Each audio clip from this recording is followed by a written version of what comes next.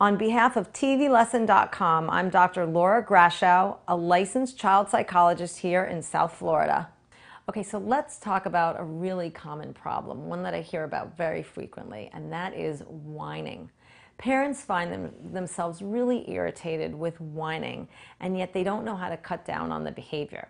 The first thing I want to say, parents, is watch out and listen to yourselves. I'm not saying that you're whining, but you never know. Children really are copycats, and they're going to watch and listen to everything you do and the way you do it and the way you say it. So just something to think about. But in terms of whining, this is typically what I tell parents. Children whine because they think it's a more effective way to get a response from their parents. If you let them know from the outset that you're really not going to respond to a whining voice, but that you're going to respond to a regular voice, you can diminish the whining behavior and really turn it around.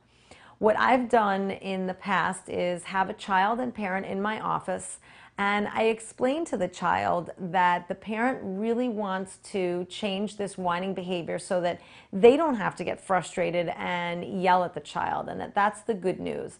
But that the other news is that they're going to have to practice asking for things in what I call a regular voice.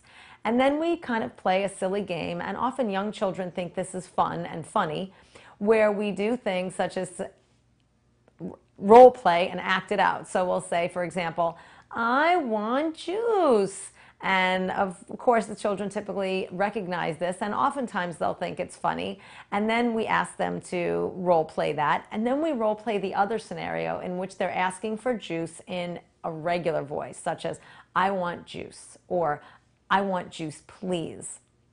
It's a matter of retraining both parent and child, but it's definitely something that can be done.